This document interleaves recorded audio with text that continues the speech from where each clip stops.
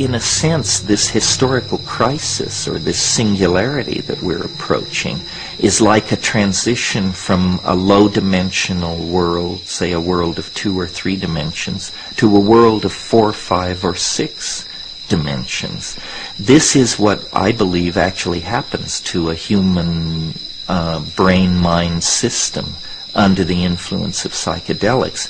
So in a way, the best practice for the approaching singularity is the repeated dissolving and reconstituting of one's personality through the use of psychedelic substances. This is one of the most interesting new psychedelics in the world. This is Salvia divinorum, and it is definitely one of the plants which will shape the next few decades of the new millennium.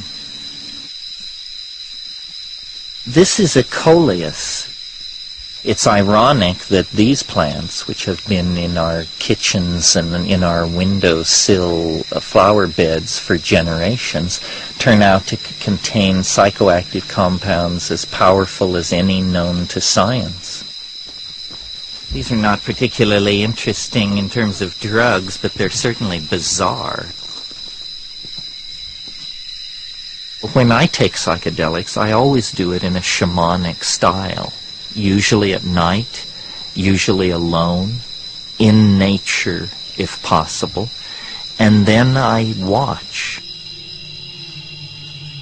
I pay very close attention. I use my mind as an alchemical vessel for carrying out observations on the union of spirit, my personality, and matter, the physical matter of the substance that I'm ingesting. Nothing in human experience is as much like the singularity as a psychedelic experience. In a way, it's a microcosmic anticipation of this macrocosmic event in history. When we take psychedelics, we undergo a mini apocalypse, a mini revelation, and it positions us then for these larger events in the historical time stream. I'd like to climb up here with me. This is one of the most interesting plants in the garden. This is Psychotria viridis. This is the plant which causes the vision. When taken with ayahuasca, when taken as a liquid, the experience lasts about 4 to 6 hours. It's not as intense as smoking it. Smoking it is the most intense experience this side of the yawning grave. Before his death in 2000, McKenna noticed an unrecognized pattern in the 64 hexagrams of the I Ching. The 6 lines and 64 possible combinations can be expressed as a ratio of change in each hexagram and plotted on a graph. When McKenna mapped that graph over a timeline, he found intriguing correlations that matched all 4,000 years of recorded history. His graph starts with the I Ching's creation in China's Shang dynasty, the same period as the dawn of civilization in other parts of the world. The 64 hexagrams repeat 64 times over history. McKenna called his theory time wave zero. The highs and lows of his I Ching graph seem to have accurately predicted the fall of the Roman Empire, the discovery of the New World, and the world wars of the 20th century.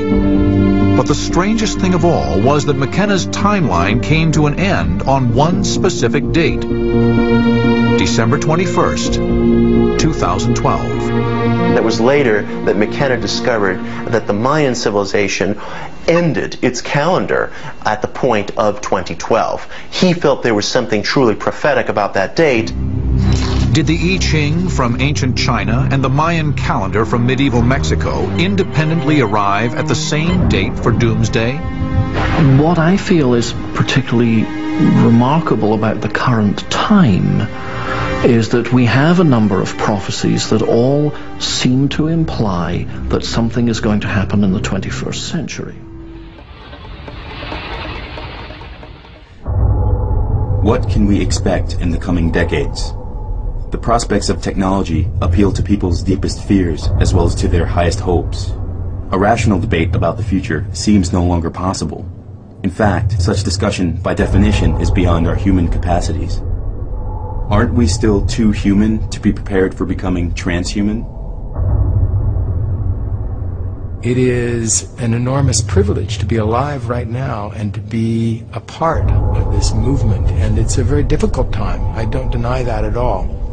I look at it more as a birth pain, that here is this change that's occurring and we're coming down the birth canal and there's blood around and it's a difficult process, but it's a birth that is occurring. It's not a death. And I think that when future humans look back on this era from several hundred years in the future, they will not remember this time as one when we squandered the resources of the planet, when we destroyed our planet essentially.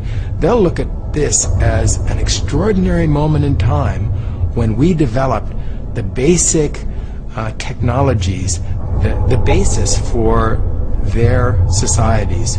We developed genetic engineering, the ability to basically rework our own genetic blueprint, which is something unprecedented. It's never happened in 3.5 billion years of history.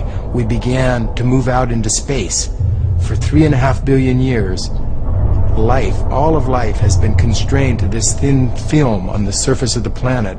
And now, quite suddenly, in just an instant in time, we're moving out towards the universe.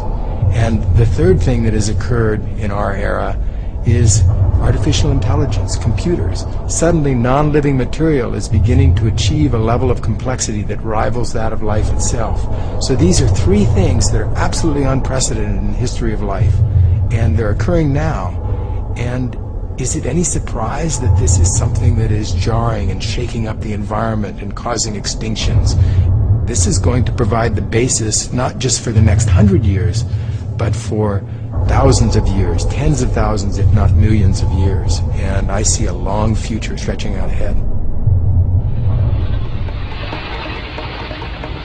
Obviously, if we're experiencing more change now in a year than we previously experienced in 1,000 years, we can propagate that trend into the future and see that a day will come when we will experience more change in an hour than we have experienced in the past 20, 30,000 years. A situation like that is unimaginable. So we call it a singularity, a place where the normal rules of modeling break down. Modern religions have anticipated the singularity by calling it the eschaton, or the end of time. Technological communities have anticipated the singularity by thinking in terms of artificial intelligences or something like that. In whatever form it takes, we seem to be on the cusp of a dramatic evolutionary leap into a deeper order of complexity than biology or biology plus culture has been able to provide. We're on the brink of something truly awesome and unknown.